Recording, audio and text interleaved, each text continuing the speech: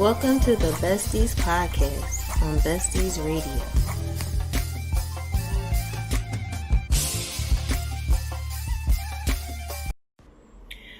Whenever I need motivation or encouragement, I listen to the Besties Podcast on Besties Radio every Saturday night at 8 p.m. Eastern Standard Time.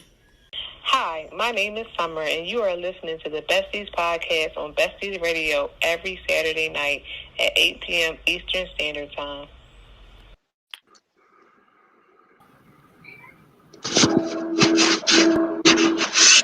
Welcome to another episode of the Besties Podcast. Today, we have a treat for you guys. We have a few more people on the call today.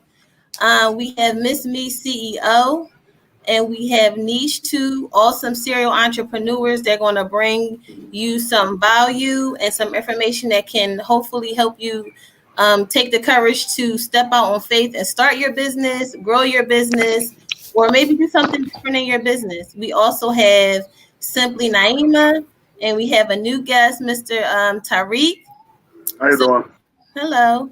All right, so we're going to start with Nisha. Just tell us a little bit about yourself. Introduce yourself.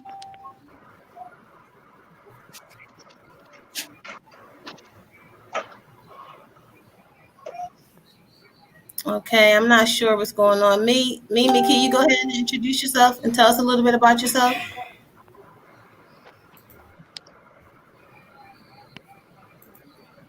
Can you guys hear me? I can hear you. I can hear you. Okay. Well, Tariq, let's hear from you. What's up with you? Tell us about yourself. What you got going on? I heard. How you doing? My name is Tariq, like Khadija said. Right now, I'm just in a transitional period. I was in school and I went to school for clinical social work. The idea was to get my degree so I could do some psychotherapy. Right now, I'm not really feeling the field, so I'm exploring some other options. I'm in the process of trying to put together a tattoo shop. I have about 80% of what I need, and then I got to save up some money for rent. I'm not really trying to move too fast in the COVID situation. And I had a nonprofit. It's still functioning now, but I'm thinking about dissolving that. But that's pretty much it. Okay. Can you hear us, Nisha? Yeah, I don't know what was going on. I was having some difficulty, but I'm good now. All right. So introduce yourself. Tell us a little bit about yourself and your business. Okay. Hey, everybody. I'm Nisha.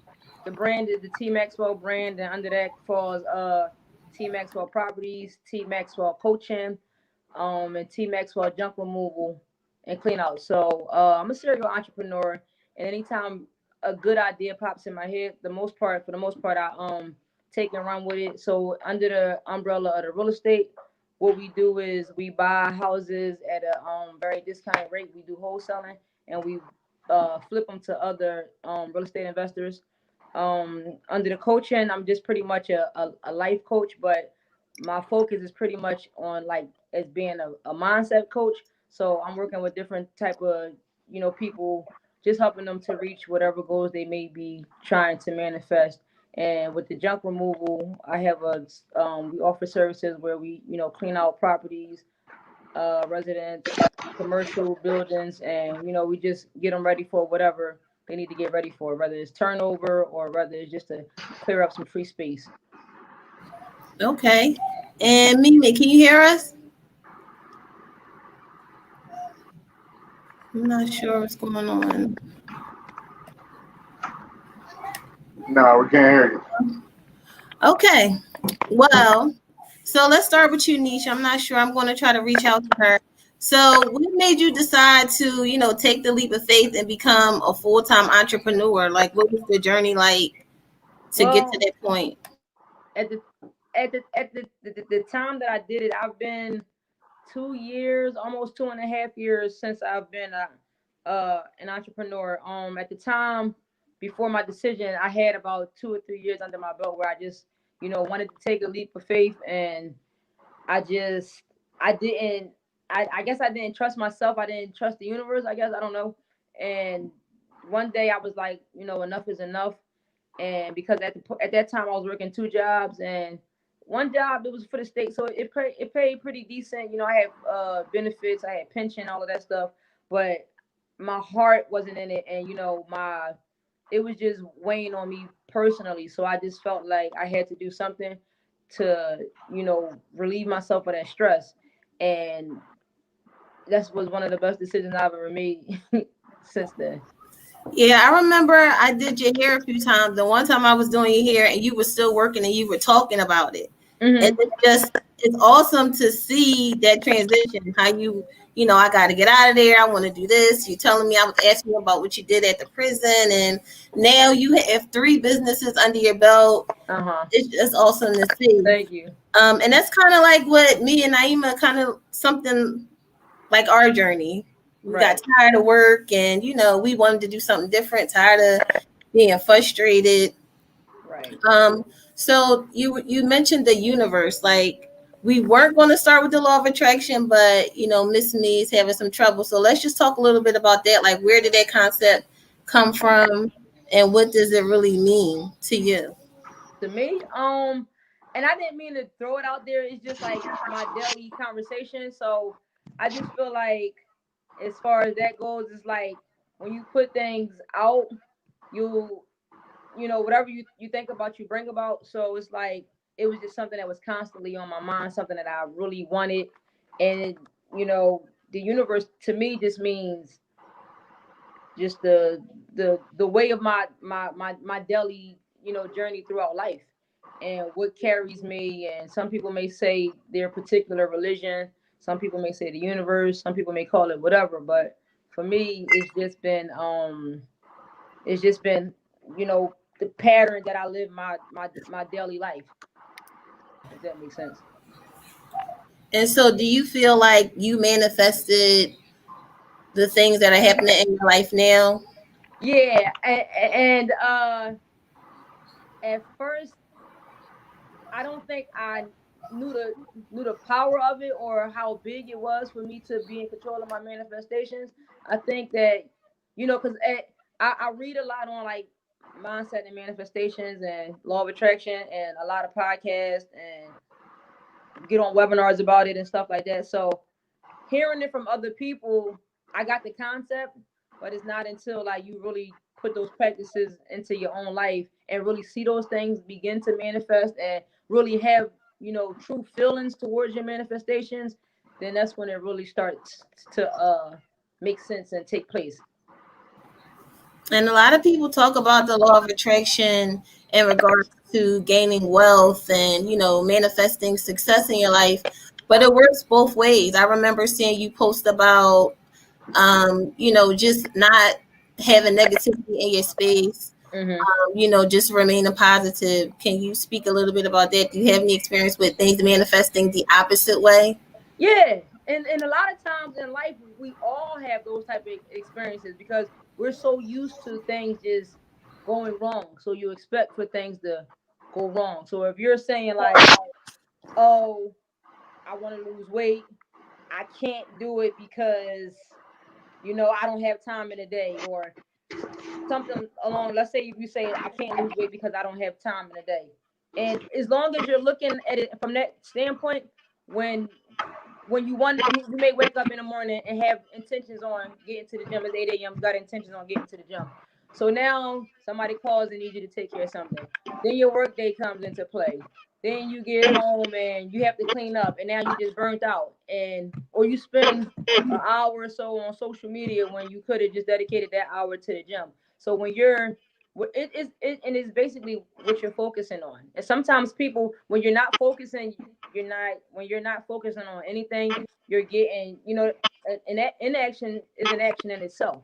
So, you gotta kind of be mindful of what it is that you're saying to yourself, because those things do, manifest. Now, you have anything to add to that? I know we speak a lot about, how we're going to start our day, positive affirmations, not starting our day with negativity, starting it with peace. That's all part of it as well.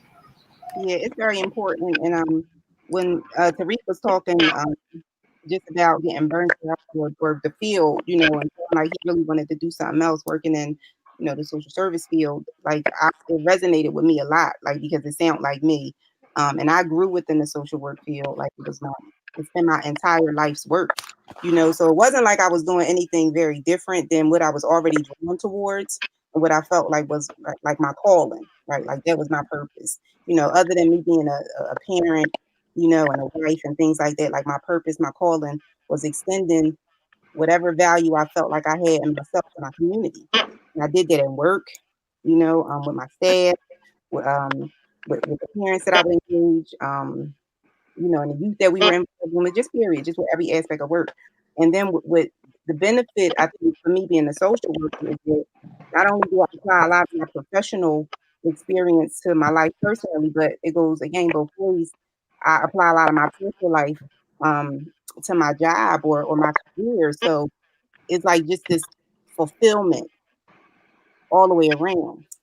But as we all know, in the field of social work, particularly when you're working for government organizations, is red tape, is nonsense. You feel limited, with what it is that you can and can't do, and when we're the type of people where we want to do more and we want to affect change, sometimes when we're working in this field, it creates barriers. So that's when we do things like establish other nonprofits so that we can still, lend our skills to the community, work in our passion, but work on our own missions, our own organization. So I applaud, everybody's effort when they decide that they want to step out on faith, because sometimes with those government jobs, it is comfortable.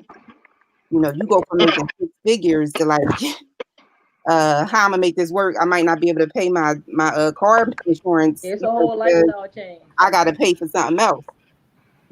So it's just like, the juggle. But how bad do you want it? I remember sacrificing blood, sweat, and tears for other people's nonprofits and organizations. So I got to be committed to doing the same, thing, and with my own.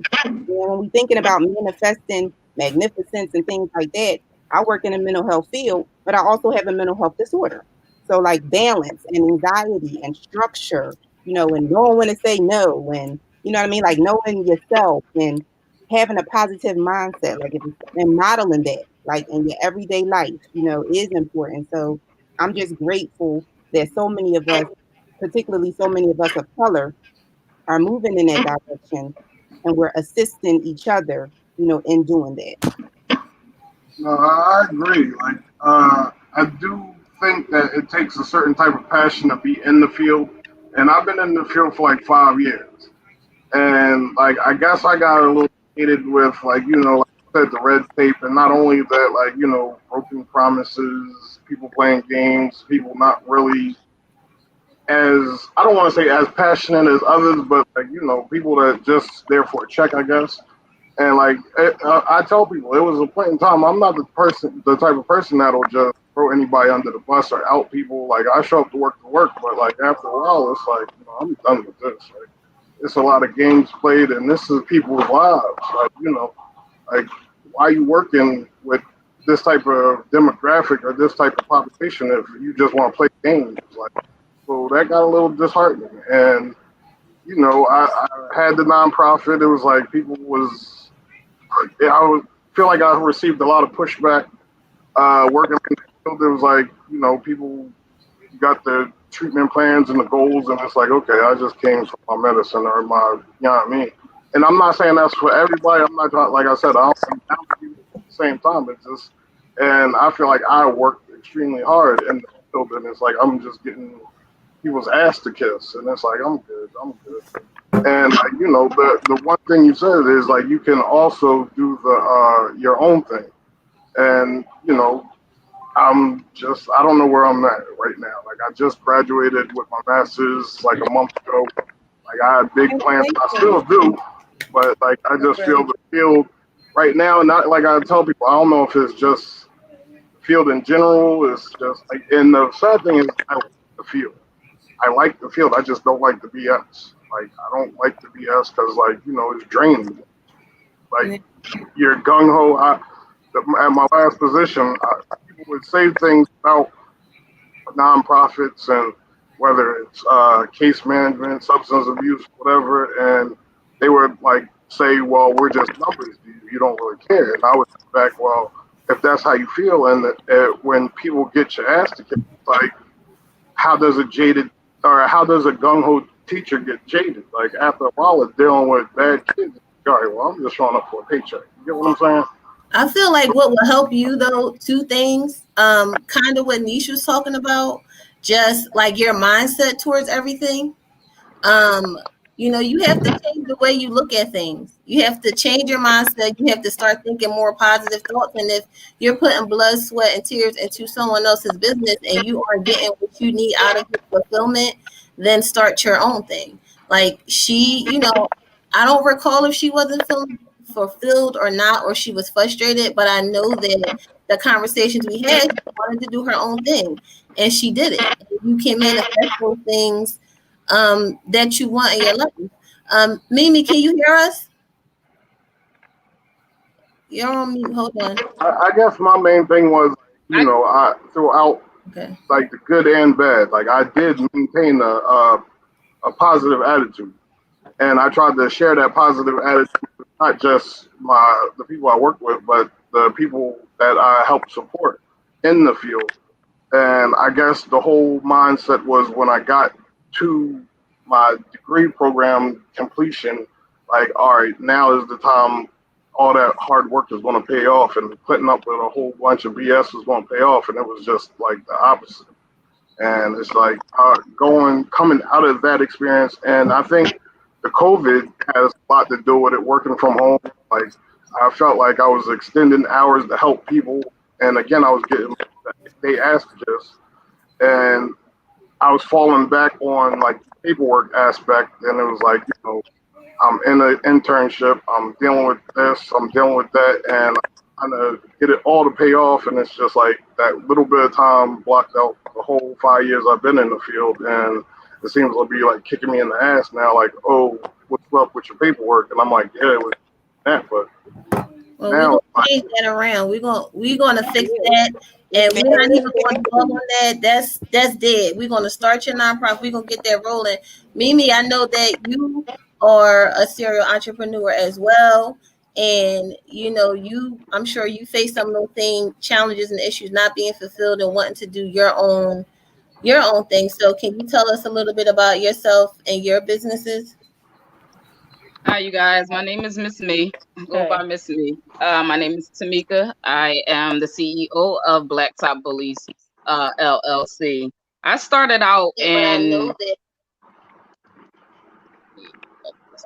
I think I'm on two screens, but I started out in healthcare. Healthcare is very rewarding, but it burns you out. Started that and wanted to branch off and do hair. Wait 1 second. I just have to get it off my other screen because I'm hearing the echo. Sorry, guys.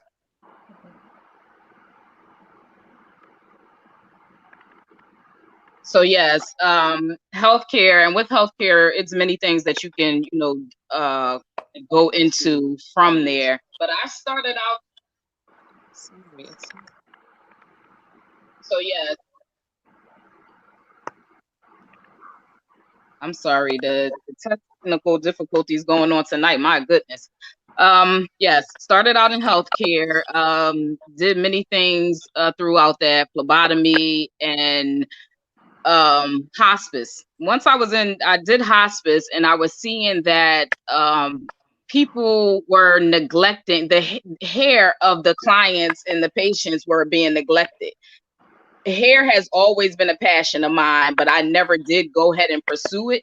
So that made me want to go ahead and go back into what I said I was going to do straight out of high school. So that's what I did. I went and I went to school for cosmetology, obtained that certification, that license, and went on into that field. Love that field as well. I am still currently a cosmetologist, doing that here and there, traveling to my clients, and you can't please everybody. Let me just say that. You can't please them, no matter what field you are in or what. Everybody they just have some shit about them. It's like you give them this and then they want more. Driving, I've always been a road runner. Since I was young, I would travel. I'm from Philadelphia. I was born in Philadelphia. However, I was raised in Massachusetts. And that was a back and forth. So I did that back and forth. Me and my cousin would travel back and forth, staying in Philly to Boston. And that made me have a passion for just driving. So the road was like something that I always wanted to, be a part of. And I started to be my uncle's designated driver when he was out, selling T-shirts, and him and his friends needed a ride because they may have been drinking, and I was the chauffeur. So a lot of my passions I am still dealing with today. And facing, you do a lot. Like you're still doing everything. You're still doing your hair. I see you doing your blowouts. I feel like just with the with your riding company, like just the safety. I mean, like I'm sure it's a large population of Muslim women and children. Like you're providing very much needed services. So kudos to you for even doing it all. Like you still cooking. You're still doing the healthcare. I mean, like yes. you are the true meaning of a serial entrepreneur. And I know sometimes you get down because your man is in a lot, so you model good leadership, so I'm always curious as to what is it that you learned, maybe when you were working, for a company or organization that you taken that you applied, to, your own business. Not wanting to take orders from other people's, and I was seeing the need out there that the companies that I've have worked for wasn't supplying that need to the people that the people that were coming to their business.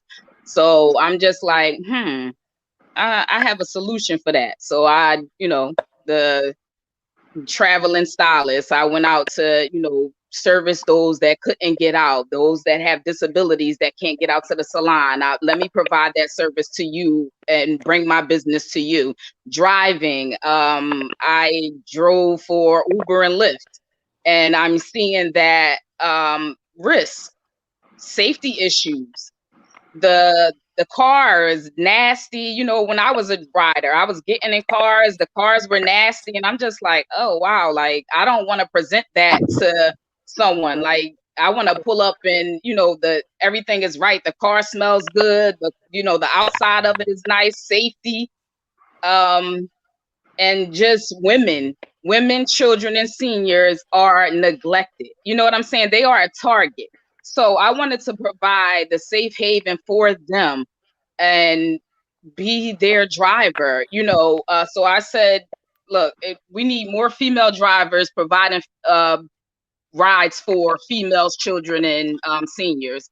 The Lyft and Uber does not provide drop-off service for children. Like they will shy away. They may even reject a ride with little kids. They won't allow little kids to get into their rides by themselves. So Blacktop Bullies, I wanted to provide that service for them. With all the certifications and things that I am qualified to, have these children in my vehicle with them being safe, and then getting out of my vehicle and signing them in, give their parents confirmation that your children has arrived to their destination safely, and they don't have to get into the ride, take that double trip with dropping their kid off and then going back home. So Blacktop Bullies just provides that, that ease for parents, where they can just go ahead, as long as, the kid is, if they're in the car seat age, they have their car seat. Safety is a big factor. The cars are insured, and I am just looking to recruit other female dope drivers to do that, as well, provide that service as well with their own vehicles. So how would those drivers get in contact with you? They will be able to get in contact with me via email at blacktopbulliesllc at gmail.com, to call me 215-475-7080. On my platforms, you can inbox me and inquire about services or, employment, which. So I had a question. So you are like, you have experience putting together like the fleet and paperwork and all that stuff for those type of services? Say that one more time. You have the experience putting together the paperwork and getting the fleet and the staff to do those things?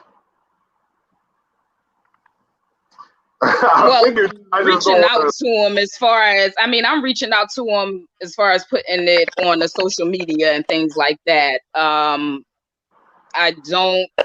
People were reaching back out to me once I did post it and said that I was hiring for, female drivers. I am the treasurer, the president, and the secretary, and that is a hard job. So that's something I need to outsource, to get somebody to help me, do the recruiting. Okay. No, because I had some ideas about mobile services, but that type of mobile services, I was thinking more about like mobile physical therapy or something like that. But, yeah. And I know how to put paperwork together for an LLC. I did a couple of my own. But I was starting to get interested in that because I know during the COVID, like it was hard to get around and get the doctors and PCPs, especially early on. And I had my own situation where I wanted somebody to come out to the house, but I couldn't get them to come out to the house. So I was thinking about maybe starting something like that. But if I could pick your brain. It really goes back to supplying a need. And that's one of the things that, we do at Besties. We try to connect everyone to folks that can help, right? We can each get to the next level, together. And oftentimes when we're having these conversations and we're on the podcast and when we're doing these, these calls, we find out that we're thinking along the same lines. I was in a car accident and I was going to physical therapy 3 times a week. When COVID came, everything was different. I didn't even have the ability, sometimes. And I was talking to one of the young ladies at the physical therapy place, and I was like, "You guys can have like a mobile situation." She said, "I was thinking about that." I said, "Well, why don't you do it?" She said, "I don't have the credentials." I said, "What do you mean?" No. She said, "I don't have the credentials." Like she said, "I'm not a licensed physical therapist." I said, "You don't need the credentials to do it." I said, "You can be the owner, the CEO, and operator. Hire people." Like I kind of get what she says. I kind of get what she was saying because, like, if you don't have credentials, you can't get insurance panel. But if you want somebody like I said, I worked in the field, so I worked in community mental health, and I would help people get linked to services like Bayada or something like that has the nursing, aid, health aid, and stuff like that. But like, I don't know how many of those have like physical therapists. I think a lot of them do, but they don't stress like a massage therapist that might be able to offer acupuncture or something like that. And that's really what I was interested in doing. But I was figuring if I do like a mobile massage, I might as well add the rest of the stuff that people are usually getting, like the health aid and the nurses and the physical and occupational therapy. Tariq, well, that wouldn't be hard. That's not hard at all to start a mobile. Mobile services are actually better than them coming to you. I provide mobile hair care. And it's just you have to just pay for that. You know what I'm saying? Because you're actually taking all of your equipment, you're getting all your equipment together, and you have to take it to these people. So that's where that comes into. People don't want to pay for. Some people will pay for the convenience. Their equipment. Also, too. Can you say that again, Nisha? I didn't hear you. I said a lot of times, because like just speaking on the mobile situation, I'm seeing a lot of like mobile oil change and yes. My brother has mobile detailing where he comes to your house and wash your car. So sometimes the services are higher, but people are willing to pay for that convenience. The convenience. So even in my line of work with the junk removal, we can either run all through your house and get everything that you need to get out, or I give them or like I tell them they can save money by bringing everything to the curb. They don't Right. really want to do it, you know. Right. And it doesn't be hard. It's not hard work, but sometimes people like, I'll pay for the convenience of you. Or sometimes when I give, like, say if I give somebody a quote and they like, well, you give them, and they don't want to pay that quote. I'm like, okay, well, here's what you can do. You can rent a truck. You can load up the truck. You can drive to the dump. You can unload the truck. Then you can, save yourself a ton of money that way. Then they listen and they like, I don't want to do all of that. yeah. I'll take your service. Yes, a lot of times it's really about the convenience that you can provide to someone else, like within the service itself. Absolutely. My mother used to tell me all the time. She used to say, "You pay for peace of mind." Right. I'm like, what is she mean? Right. And then as an adult, I'm like, sometimes I would definitely rather pay for the convenience of the service as opposed to, doing it myself. We have a lot of people in our network that are moving to the mobile, business arena. Mobile notary, like you said, mobile stylist. So, and then I think it builds a certain kind of comfortability, even with regard to relationships. Like right now, people are comfortable in their homes. That's right. It's an upward trend. Right, I'm seeing a lot of people. When you're managing all of this stuff, how do you minimize, or what is it that you manifest, or how do you minimize becoming overwhelmed? Like, how do you put yourself in a positive mindset to minimize being overwhelmed, Nisha, when you're managing all of these projects? For me, I have my me time. Right. And my me time is just that. Like, if, like, for instance, my business hours are 8 a.m. to 7 p.m. Monday through Friday, and 8 a.m. to 5 p.m. on Saturdays. So after those hours, I don't want to talk about anything work related. Mm-hmm. And it's been times where I'm in a conversation with a person after those hours in my own family. And then we're having a normal conversation. Then the next thing they want to talk about is work. We're going to talk tomorrow at 8 o'clock. I'm not talking, because it drains you. It really drains you. And if you don't take that time for yourself, then you don't know. It, like, I had to go get me another cell phone for business because people was calling my phone 12 o'clock at night. What? You don't need junk removal that time at night. So I understand that my competition, like 1-800 Got Junk, they probably have 24-hour phone lines. I don't. So at 7 o'clock, my ringer goes off. If you text me 5:01 on Saturday, I'm sorry, I can't get to your text until Monday at 8 a.m. because if we don't take time, like we're still human. So, and people, our clients and our customers, they want our service and we provide good and professional services, but they don't understand that we're human too sometimes, and sometimes, that's how it works for me. I just take my time. And another thing, like we're talking about how we give blood, sweat, and tears to other companies. And I kind of still keep that model with me also. Because I used to work, like I said, I work for the state during the day, and overnight I was in a mental health field as well, and I was working at a psych hospital. So I was working 60, 70, 80 hours a week and not taking time for myself. So now those moments I get, I take them. And since I've been an entrepreneur, once I've released that weight from me, it's like I understand freedom. And once I started to understand freedom, nothing can take me away from that. Even sometimes I'll do jobs and I start to feel resistance. And anytime I feel resistance, I have to get away from it. Struggle, you're going to struggle sometimes in business or just in life, period. But resistance, when it's in your gut, when your heart don't feel strong about it, when you're battling heart and mind and, trying to make a good decision because this is your passion and your purpose versus, is not working for you. When it's time to cut ties, I cut ties. When it's time to turn my phone off, I turn my phone off. And I really live life on my terms. And that's how I'm able to, it get rough, but I leave it. I applaud you. I applaud you because I haven't, I'm sorry, Tariq, I haven't adopted that. Mine is just like, I'm in business 24/7. I haven't shut down. You know what I'm saying? I don't shut down. It's just like, whenever they need the service, I'm there. If I'm available, I'm there. I used to be. And I think that's a big thing because, like, for me, like, that's what I'm saying. I think that was a big part of my burnout, like, not having those boundaries. Like, and even though I felt like I would be working from 7 in the morning to 5 in the morning, getting 2 hours. Yep. Yeah. And it's like, even though I might only have sessions from 7 to 7, which was the last one that lasts till 8, the paperwork would take me up till 5 in the morning. And then I just got burnt out. I had times where I couldn't even lift my arms off the bed. But Yeah. like, I don't know if I would feel the same way if the COVID didn't hit, because like I was trying to be more accessible for people. You know what I'm saying? But like I said, that's those boundaries. Like, I got to learn that if I do get back in the field, because like I'm the type that I don't want to just cut you off at the end of the session, like especially if we're in some deep conversation. Right. But like, I know Mhm. other people have told me, no, if it's time's up, you gotta say time's up, get out. Yeah. Not, Right. not like that, but you know what I'm saying. And I get Right. the whole, all right, well, we got 10 minutes left, but like I'm saying, if you deep in conversation, you don't want to stop and say time and temperature and stuff like that. Like, it's crazy. I just want to interject and say a few things. I'm actually at the hospital with one of the twins, guys, so I had to dip off for a minute, but I'm back.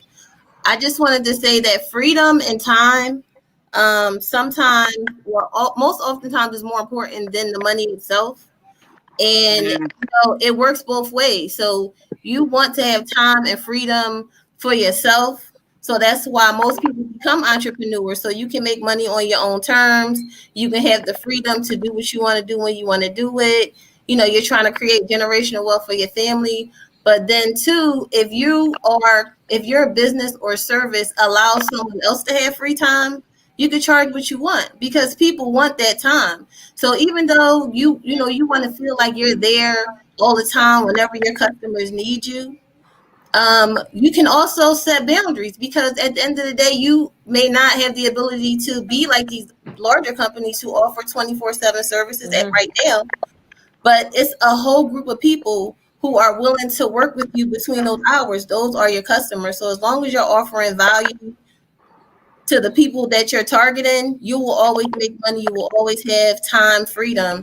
I talk about it a lot in the group. Know who you're talking to. Like, you're not talking to everybody. You're not selling to everybody. And your product and service is not for everybody. So if you have to charge $75 plus a $25 travel fee to do a blowout and you're getting pushback from 20 people, you're talking to the wrong people. That's all that That's is. right. That doesn't mean change your prices. You're talking to the wrong people. It's people who Right. maybe your people are not on Instagram. Maybe the people you want are on LinkedIn. You know what I mean? So whenever you Right. push back on your prices, it's probably more often than not you talking to the wrong people. You have to sit down, think about who is my customer, what do they need, what service can I provide to make their life easier, to give them the time and freedom that you want. If you can do that, I know for me, I'm gonna pay for a lot of things that I can do myself because I don't want to do it. I'd rather be doing something else. So I will pay you $300 to do something that I could possibly do myself. Right.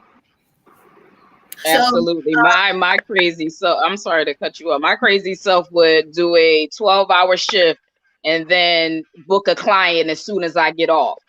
I was doing that, and then it will last up until 3 o'clock in the afternoon. So after doing a 7 p to 7 a, I'm booking clients up until whenever.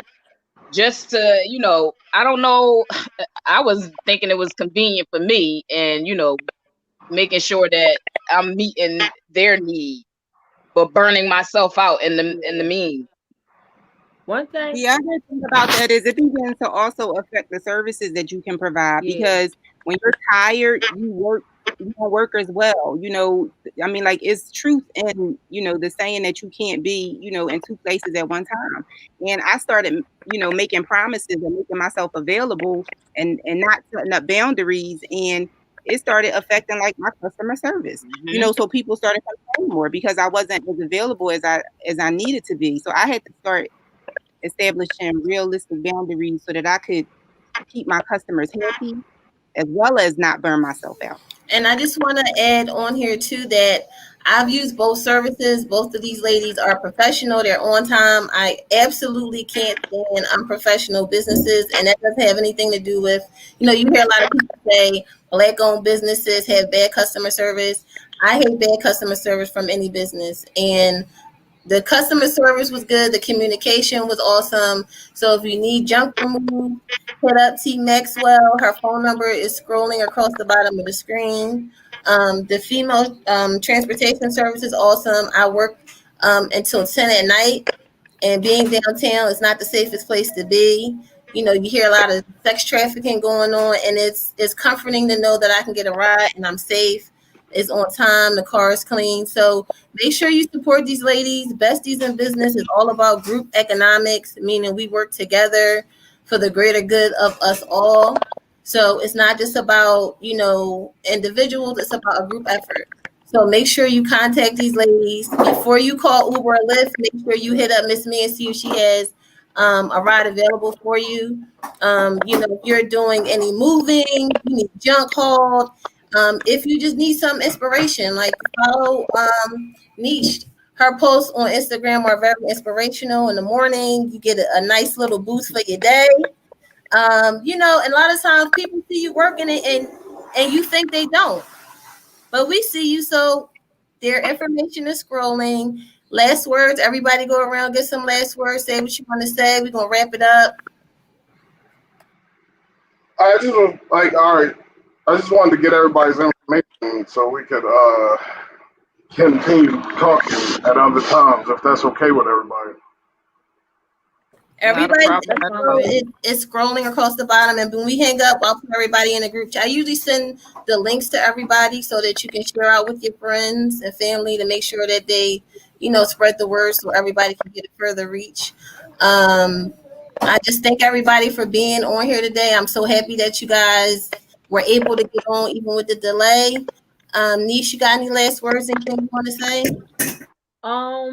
Just uh follow your passion, whatever your heart knows was for you. So this, you know, just because we were talking about the conversation about being burnt out, and when you start feeling yourself burnt out, you know, just ask yourself, is it really for your greater good? You know, that's just something, because I've been burned out at work, and also, like we were saying before, you know, sometimes you have to really change just your mindset about it, and that itself could really just help you with, you know, just being burnt out or whatever, just restructuring your life and stuff like that. That's it. That's all I wanted to say though.